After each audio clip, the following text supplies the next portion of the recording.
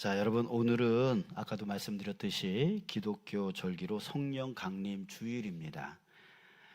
이날은 예수님이 부활한 지 50일째 되는 날, 120명의 그 성도들이 마가의 다락방에 모여서 기도할 때에 예수님께서 약속하셨던 그 성령 하나님이 임재하신 사건, 그 사건을 말하고 있어요. 그래서 기독교 핵심 절기입니다. 또 성탄절, 또 부활절과 함께 3대 절기 중에 하나로 아주 중요한 절기입니다. 자, 이 절기가 그 중에서도 가장 중요한 이유는 뭐냐면 바로 성령 하나님이 임재하심으로 인해서 교회가 시작되었어요. 교회가 시작되었습니다. 그리고 그 교회를 통하여 복음 전파가 시작된 것이에요. 자, 그래서 이날은 우리 이 세상에 있는 모든 교회들의 탄생일입니다. 그냥 생일이에요. 그러니까 이 성령 강림 주일은 바로 교회 생일날입니다. 자, 바라기는 오늘 말씀을 통해서 이날, 이 성령 강림 주일, 이날 성령님이 임재하신 사건이 뭘 의미하는지를 저와 여러분들이 함께 알기를 원합니다. 그래서 우리 신앙인의 삶에 우리가 꼭 적용해 나가는 우리가 되셨으면 좋겠습니다. 여러분, 먼저 알아야 될 것은 오늘 본문 말씀이 성령님에 대해서 말해주고 있는데, 근데 오늘 본문 말씀이 성령님에 대해서 전부를 말해주는 건 아니다라는 거예요. 그걸 감안해서 여러분들이 들으셨으면 좋겠습니다. 성령님은 이 외에도 더 많은 일들을 하시는 분이세요. 그 중에 오늘 말씀은 성령님의 사역 중에서 가장 중요한 사역, 가장 중요한 사역을, 핵심적인 사역을 우리에게 말해주고 있습니다. 자, 보겠습니다. 우리 1절 볼까요? 오순절 날이 이미 이름에 그들이 다 같이 한 곳에 모였더니, 자, 오순절이라고 하는 것은 부활 후에, 예수님이 부활하신 후 50번째 되는 날을 얘기하는 겁니다. 그 날에 우리 성도들이 한 곳에 모였어요. 어디예요? 거기가 마가의 다락방이라고 했어요. 그곳에 성도들이 모여서 아주 기도에 힘을 썼습니다. 그 기도는 어떤 기도였냐면 바로 예수님께서 떠나실 때에 아버지께서 성령을 약속했으니 너에게 성령을 주겠다, 보내주겠다라고 하는 성령에 대한 약속을 위한 그 기도였을 것으로 추측이 됩니다. 자, 그러면 2절에는요, 그렇게 기도했더니 2절, 3절 보니까 호련히 하늘로부터 급하고 강한 바람 같은 소리가 있어 그들이 앉은 온 집에 가득하며 마치 불의 혀처럼 갈라지는 것들이 그들에게 보여 각 사람 위에 하나씩 임하여 있더니. 자, 이것은 바로 임재하신 성령님의 모습을 표현한 건데요. 여러분, 우리가 이런 모습이었다고 해서 우리에게도 이런 모습으로 보여져야 된다, 그렇게 우리가 생각하지 않으셨으면 좋겠어요. 그러니까 성령님은 이런 모양 저런 모양으로 우리에게 역사하실 수 있다라고 하는 거예요. 자, 그렇기 때문에 이때는 호련히 하늘로부터 급하고 바람 같은 소리가 들리고 또 앉은 온 집에 가득하고 또 마치 불의 혀처럼 갈라지는 것들이 우리 각 사람 위에 보이는 그런 모습이었다라고 하는 거예요. 모든 사람에게 그런 모습이 일어난다는 것은 아니죠. 자, 그러나 중요한 건 뭐냐면 그 모양, 저 사람은 저런 모양이었으니까 성경하고 똑같네, 그래서 저 사람은 성령 받았네 라고 하는 그 모습이 중요한 게 아니라 우리에게 중요한 것은 바로 4절입니다. 4절, 모인 성도들에게 성령님이 뭘 하셨는지, 성령님이 어떤 일을 하셨는지 보여주고 있는 구절인데 우리 함께 읽을까요? 4절. 자, 읽겠습니다. 시작. 그들이 다 성령의 충만함을 받고 성령이 말하게 하심을 따라 다른 언어들로 말하기를 시작하니라. 자, 중요한 것은 다른 언어들로 말하기를 시작했다라고 말합니다. 그러니까 지금 성령님이 그렇게 하신 거예요. 성령이 이 성도들, 기도하는 성도들에게 말하게 하셨어요. 성령이 주도하시면서 말하게 하셨어요. 어떻게? 다른 언어들로 말하기를 시작하니라. 다른 언어로. 여기서 다른 언어를 우리는 기독교 용어로 뭐라고 합니까? 방언이라고 합니다. 자, 그런데 우리는 이 방언을 많이 오해하는 것 같아요. 잘못 알고 있는 것 같아요. 많은 성도들이 이것을 사람이 듣지 못하는 어떤 신령한 언어, 하나님과만 소통할 수 있는, 사람이 알아들을 수 없는 어떤 신비한 언어로만 생각을 합니다. 그래서 고린도전서에 보면은요, 고린도 교회에서 방언을 할 수 있는 사람이 자신을 더 신령한 사람으로 여기고요, 방언하지 못하면 자기보다 저급한 신앙을 갖고 있는 것으로 여겼어요. 그래서 영적인 계급을 매겼어요. 저 사람은 방언할 수 있는 사람, 저 사람은 방언 못하는 사람, 이러면서 방언하는 사람들이 더 영적으로 뛰어난 그런 사람으로 여겼다라고 하는 겁니다. 그래서 문제가 생겼죠. 서로 네가 뭐 믿음이 좋으니 내가 믿음이 좋으니, 서로 이런 다툼의 일들이 그 안에 있었다라고 하는 겁니다. 자, 그러나 오늘 본문을 다시 한번 보면 뭐라고 했다고요? 다른 언어들로 말하기를 시작했다. 다른 언어들로 말하기 시작했다. 자, 6절에 보면 뭐라고 하냐면, 이 소리가 나매 큰 무리가 모여 각각 자기의 방언으로 제자들이 말하는 것을 듣고 소동하여 라고 했습니다. 자, 큰 무리는 세계 각지에서 온 유대인들을 말하고 있어요. 9절 10절에서 말해주고 있는데요, 우리는 바데인과 메데인과 엘람인과 메소보다미아, 유대, 갑바도기아, 본도, 아시아 쭉쭉쭉 내려가서 결국 10절에 그레데인과 아라비아인들이라. 자, 이스라엘 주변에 있는 다른 나라들을 쭉 나열하고 있는데요, 지금 이스라엘에 이 사람들이 세계 각지에서 살다가 이날 여기에 모인 거예요. 왜냐하면 유대인들은 예배를 다른 곳에서 드리지 않아요. 제사를 다른 곳에 드리지 않아요. 어디서?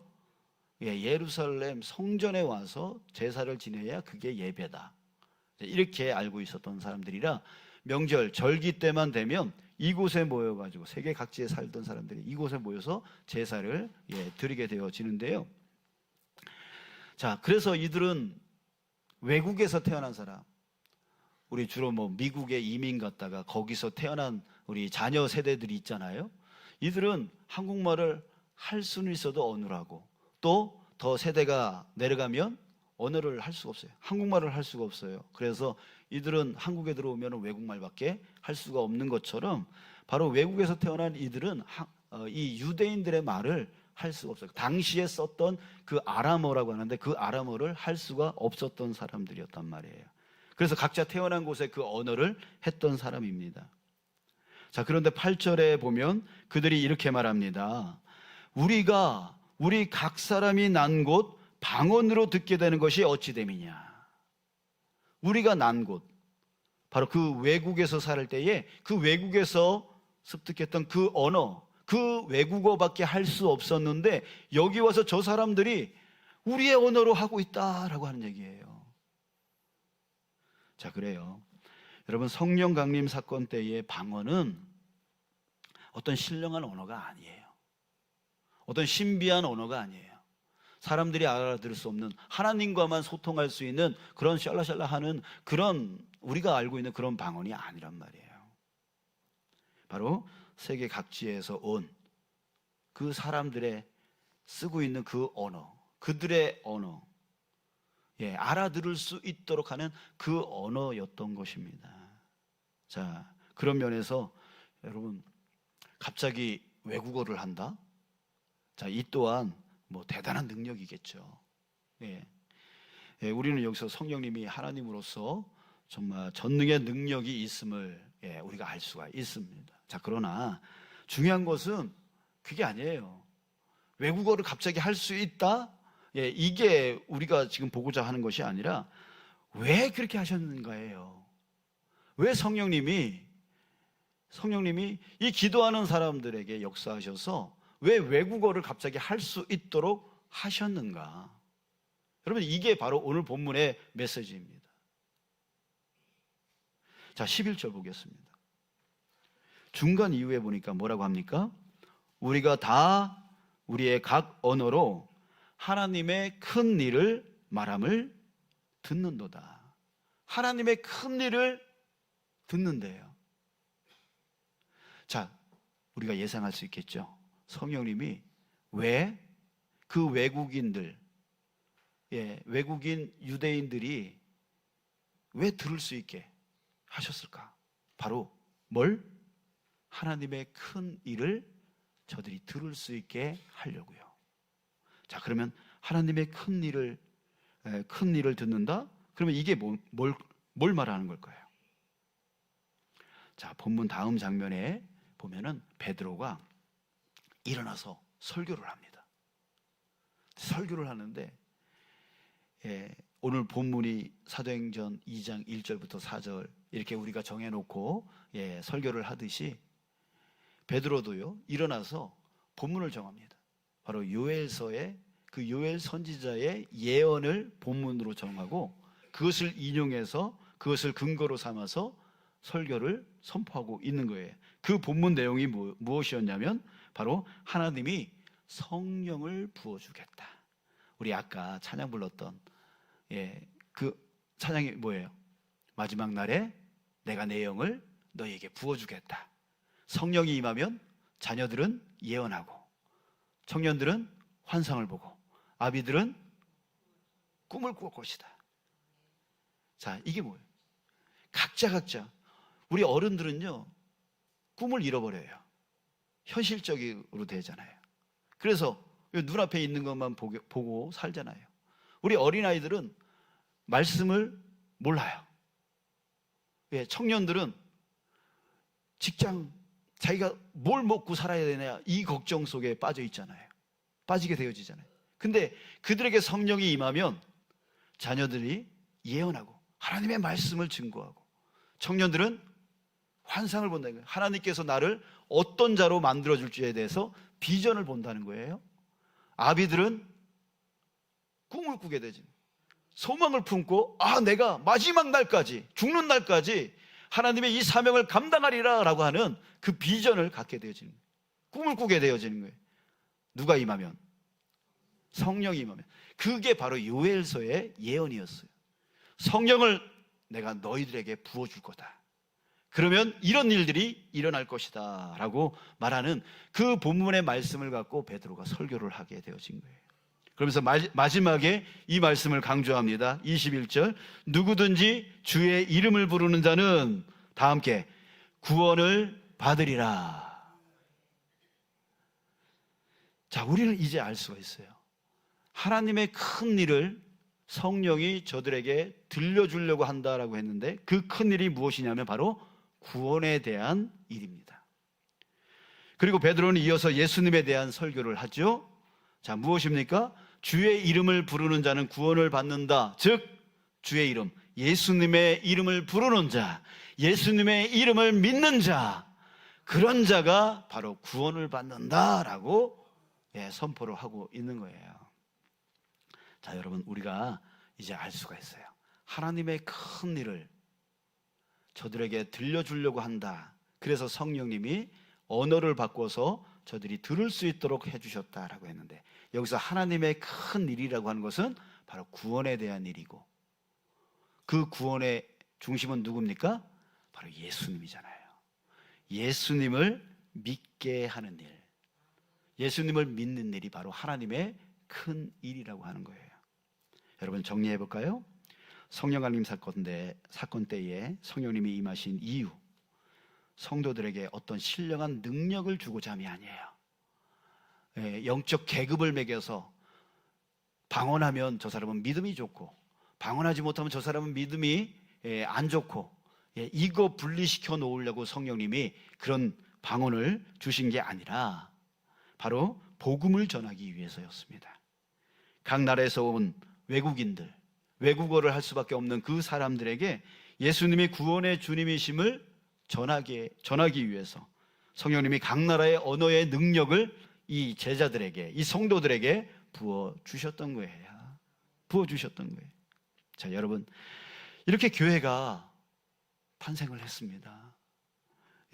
복음을 전하기 위해서, 예수님을 증거하기 위해서 이 성령이 역사했고, 그 역사하심으로 인해서 교회가 시작되었습니다. 자, 그렇다면 여러분, 교회는 뭐 하는 곳이어야 돼요? 교회는 뭐 하는 곳이어야 되죠? 그렇죠. 복음을 전하는 곳이어야 되는 거예요. 다른 것이 없어요. 그 이상도 그 이하도 없습니다. 교회는 어떤 곳이어야 되냐면 복음을 전하는 곳이어야 돼요. 그 복음이 누구예요? 바로 예수님이잖아요. 예수님을 전하는 곳이 바로 교회입니다. 그래서 교회는 이 일을 중심으로 살아가야 돼요. 자, 그러나 여러분, 복음을 전하기 위해서는 어떻게 해야 돼요? 내가 먼저 복음을 알아야죠. 내가 먼저 예수님을 알아야죠. 그래서 교회는요, 예수님을 알고 예수님을 전하는 곳, 그게 바로 교회예요. 여러분, 예수님 아십니까? 예수님을 아십니까? 예수님을 안다면 예수님을 전해야 되는 것이죠. 그래서 우리 이 두 가지를 위해서 중심으로 신앙생활을 하게 되어지는 거예요. 내 삶 가운데 끊임없이 예수님을 갈급합니다. 주님, 함께 해주십시오. 질병이 있을 때 주님, 나와 함께 해주십시오. 아픔이 있을 때 주님, 나와 함께 해주십시오 라고 하면서 주님이 나와 함께 하시는 그 은혜로 주님을 깨닫게 되어지는 거예요. 그 깨달음의 그 은혜가 나로 하여금 세상에 나가서 믿지 않는 자들에게 자랑하게 되어지는 거죠. 예수님이 이렇게 해주셨어, 예수님이 저렇게 해주셨어 라고 하면서 그렇게 자랑하는 거예요. 여러분, 그 이상 그 이하도 아니에요. 내가 좀 더 건강하기 위해서, 좀 더 복받기 위해서, 좀 더 잘 살기 위해서 그런 목적이라면 여러분, 그거는 교회가 아닌 거죠. 교회는 어떻게 생겨나기 시작했냐면 복음을 전하기 위해서입니다. 복음을 전하기 위해서 먼저 복음이신 예수님을 알게 되어지는 거예요. 알고 전하는 거예요. 이게 바로 교회인 것이에요. 그러기에 사랑하는 여러분, 저와 여러분들이 오늘 다시 한번 우리 교회의 정체성을 회복하기를 원합니다. 우리 주문진 성결교회는 어떤 교회? 그 이전에 전하기 위해서는 뭐 해야 된다 그랬어요? 그 복음이신 주님을 알아야 된다 그랬어요. 주님을 알고 주님을 전하는 교회, 이게 바로 우리 교회여야 되는 거예요. 자, 그런데요 여러분, 우리가 성령 강림 사건을 통해서 정말로 깨달아야 될 그것이 있습니다. 그것이 무엇이냐면 오늘 본문에서 복음을 듣게 된 사람들이 어떤 사람이라고 했습니까? 세계 각지에서 온 외국인이라고 했어요. 유대인이지만 세계 각지에서 퍼져서 살았던 디아스포라라고 하는데 그 디아스포라 유대인들이었습니다. 그렇기 때문에 이 언어를 지금 이스라엘 언어를 할 수가 없어요. 자, 그런데 성령님이 어떻게 하셨다고요? 그들의 언어를 할 수 있게 해주셨다고 그랬어요. 자, 왜? 그들이 복음을 알아들을 수 있게 하려고. 자, 여러분, 이겁니다. 그들이 뭐 하기 위해서? 알아들을 수 있게 하려고. 이전에는요, 못 알아들었다는 거죠. 언어가 다르니까 못 알아들은 거예요. 근데 언어가 같아지니까 그들이 듣게 되어지는 겁니다. 자, 여러분들도 여러분들의 가족이나 이웃들에게 예수님을 전하려고 많이 노력하셨을 거예요. 그렇죠? 저도 지금 노력하고 있어요. 제 가족들에게, 또 제 이웃들에게, 제가 아는 사람들에게 복음을 전하려고 예수님을 믿으라고 그렇게 노력을 하고 있습니다. 자, 그러나 어떻습니까? 잘 듣든가요? 잘 들어요? 우리가 복음을 전하면 알았어요, 내가 예수님 믿을게요, 교회 나갈게요, 이러는가요? 니나 잘 믿어. 이 소리 듣기 일수 아닙니까? 예, 여러분, 듣자마자 예수님을 믿겠다고 하는 사람이 거의 없어요. 거의 없어요. 자, 본문 13절에 보면 또 어떤 이들은 조롱하여 이르되 그들이 새 술에 취하였다 하더라. 예, 술 취했대요. 지금 방언을 하고 사람들에게 복음을 증거하고 있는 그 모습을 보면서도 사람들은 뭐라고 하냐면, 저 사람 술 취해가지고 저렇게 낮에 이상한 짓 하고 있는 거야, 이렇게 조롱을 했다라는 거예요. 여러분, 듣지 않습니다. 들으려 하지 않습니다. 자, 그런데요, 왜일까요? 왜 들으려 하지 않을까요? 그들이 믿음이 없어서? 여러분, 생각해 보세요. 여러분들은 믿음이 있어서 예수님 믿었습니까? 예. 믿음이 있다면 또 왜 예수님을 믿어요? 믿음이 없을 때 여러분들은 복음을 듣고 예수님을 믿게 된 거 아니겠어요? 자, 그러니까 믿음이 없어서 복음을 듣지 못한다가 아닌 거죠. 우리는 자꾸만 그런 핑계를 대요. 저 사람이 믿음이 없어서 내 말을 아주 뭐라 그래요? 콧등으로도 듣지 않아요, 막 이러면서 자기 때문이 아니라 저 사람 믿음이 없어서라고 또 탓을 돌립니다. 여러분, 그게 아니에요. 그게 아니에요. 오늘 본문 말씀이 말하고 있는 것은요, 뭐냐면 성령님이 그들, 외국인들이 들을 수 있는 언어로 바꿔주셨다라고 했습니다. 즉 뭐예요?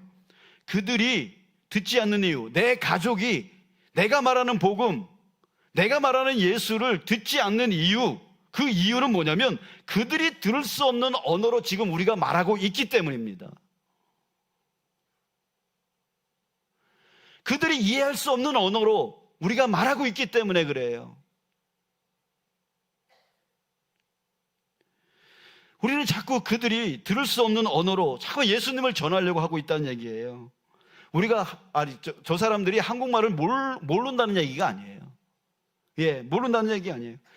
그들이 이해할 수 없는 언어, 그 언어로 우리는 자꾸만 말을 한다는 거예요. 우리끼리는 요한복음 3장 16절에 하나님이 세상을 이처럼 사랑하사 독생자 예수를 주셨대. 우리끼리는 다 이해가 됩니다. 우리끼리는 아멘 합니다. 우리끼리는 다 은혜 받습니다. 그러나 여러분, 세상 믿지 않는 사람들에게 가서 요한복음 3장 16절에 하나님이 세상을 이처럼 사랑한다고 했어 라고 하면, 여러분, 그들이 이해할 수 있겠어요? 들을 수 있겠어요? 우리는 자꾸 이런 식으로 한다고요. 저들이 들을 수 없는 언어, 그 언어로 자꾸만 저들에게 복음을 전하려고 해요. 여러분, 저 세상 사람들에게 우리 기독교인들은 무엇이냐면 외계인들이에요. 왜? 외계어를 하는 사람들이에요. 도저히 이해하지 못하는 말들을 하는 사람들로 보여지는 거란 말이에요. 그런데 자꾸만 우리의 말로 저들에게 복음을 증거한다고 막 증거를 하는데 저들은 도저히 알아들을 수가 없는 거죠. 이해가 되지 않는 거죠. 납득이 안 되는 거예요. 예를 들어볼까요? 세상 사람들이 교회 다니는 사람들을 주로 이렇게 말합니다. 아유, 저 사람들은 말만 잘해, 이렇게 말합니다. 보신 분들 계시죠? 자, 이 말이 무슨 뜻이에요? 말은 청산유수 같이 잘해.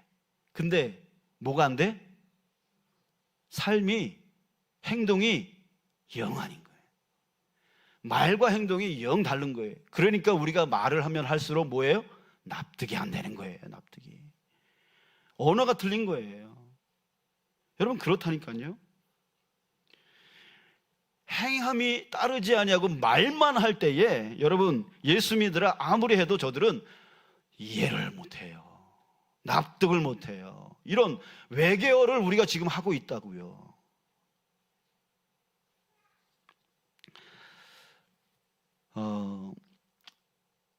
제가 우리 교회 식구들하고 어디 식당에 간다든지 또 어디 여행을 가게 되어지면 제가 참 조심을 많이 하게 됩니다. 왜냐하면 뭐 식당 같은 데 이렇게 우르르 가게 되어지면 서로 이래요. 목사님 이거 드시죠? 막 이러면서 합니다. 그러면서 서로 권사님, 장로님, 집사님 막 이렇게 합니다. 자, 그러면 그들은 알죠? 우리가 어디서 왔는지 알죠? 저기 교회라고 하는 저 외계 어느 횡성에서 온 사람들인 걸 압니다. 예, 알아요. 그런데 질서를 지키지 않아요. 그리고 주인한테 막대해요. 종업원한테 막대해요. 막말을 해요. 맛이 있다 없다 막 승질을 해요.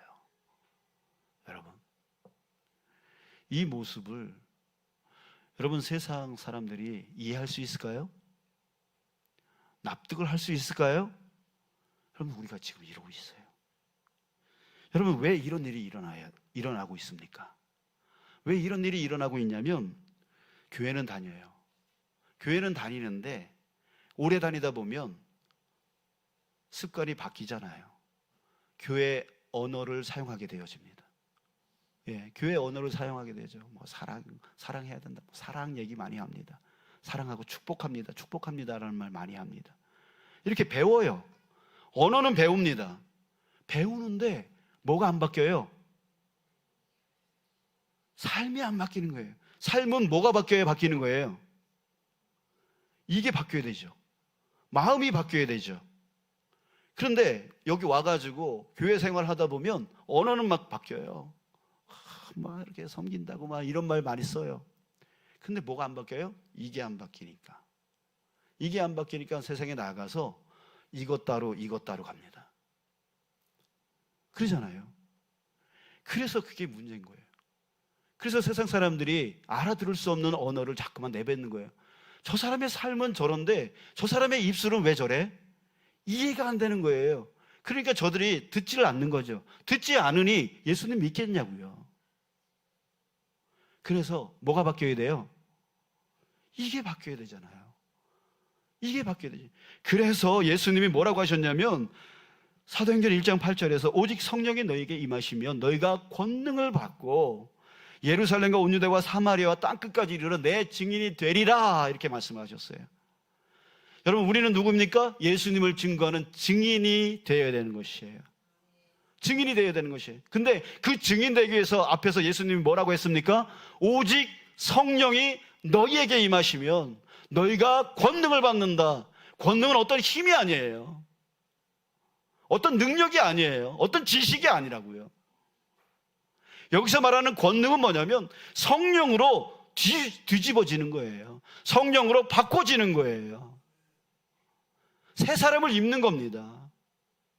그러니까 성령께서 내 안에 역사하여 주셔서 이제는 내 생각과 내 뜻을 쫓아가는 것이 아니라 이전에 세상 속에서 살아갔던 내 거칠은 말들, 내 습관들, 그것을 쫓아가는 게 아니라 성령이 임재하실 때에 성령을 쫓아가게 되어지는 거예요. 성령의 다스림을 받게 되어지는 거예요.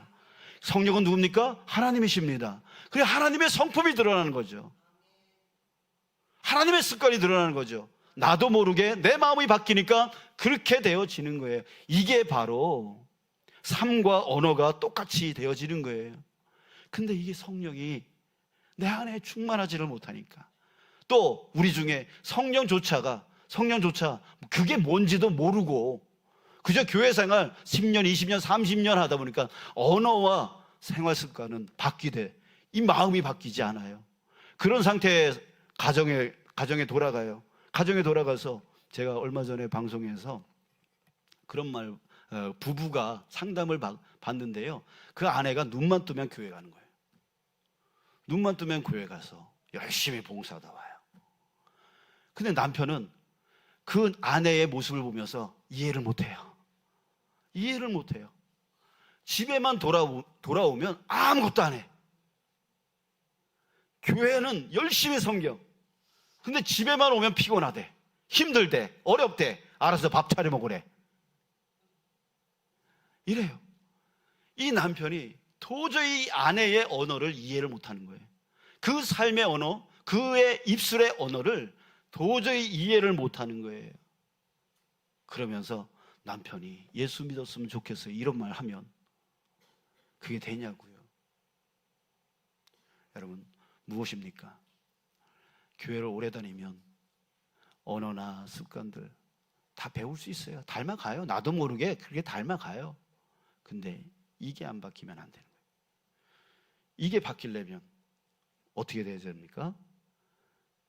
오직 성령이 너희에게 임하시면 너희가 권능을 받고, 예수님은 이걸 아시는 거예요. 성령의 역사가 일어나야 되는 거예요.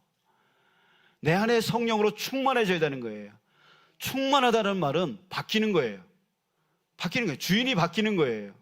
내가 이전에는 내가 주인이었고 내 생각대로 내 마음대로 내 언어대로 내 말대로 하는 것을 하던 그 사람이 성령의 충만함을 입고 성령의 지배를 당하는 거예요. 하나님의 지배를 당하는 거예요. 그래서 하나님의 언어가 나오는 거예요. 하나님의 섬김이 나오는 거예요. 하나님의 사랑이 나오는 거예요. 이게 바로 성령의 충만이에요.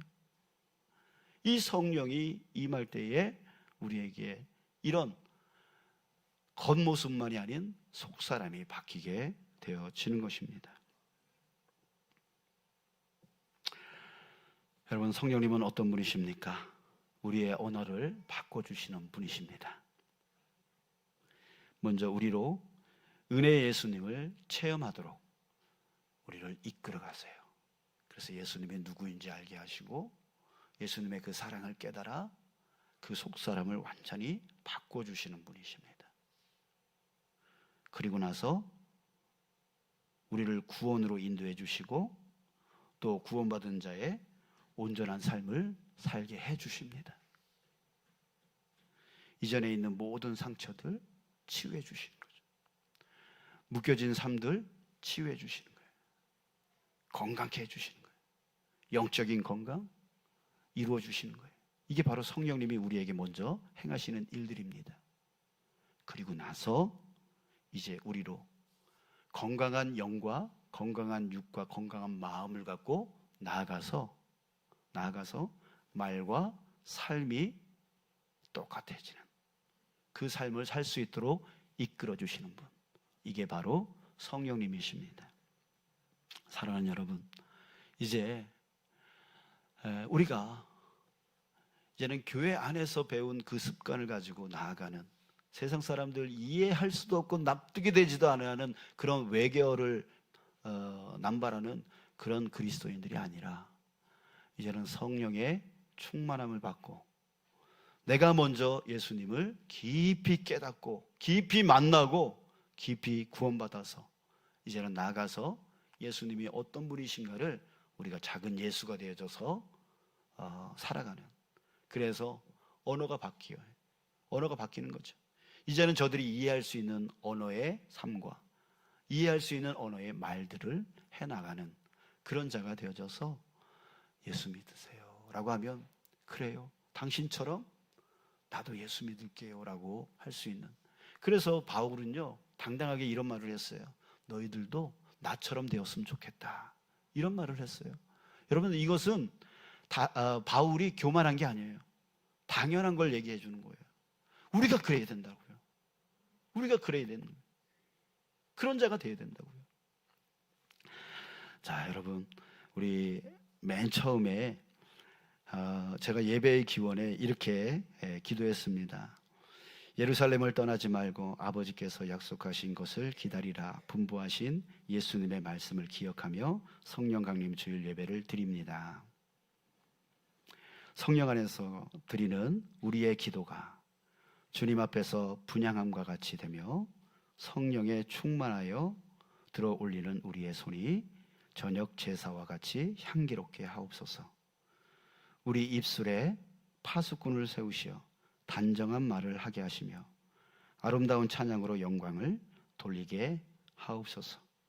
여러분, 여기에 성령이 함께 하셔서 우리 입에 파수꾼을 세우시어 단정한 말을 하게 하시며, 자, 여러분, 성령께서요 우리 가운데 충만하셔서 우리의 입술을 제어해 주시고 우리의 삶을 제어 통제해 주셔서 정말 작은 그리스도인 작은 예수로서 온전히 합당한 말과 합당한 행동을 해 나가는 그런 자 되기를 위해서 우리가 함께 기도하는 자 되었으면 좋겠습니다.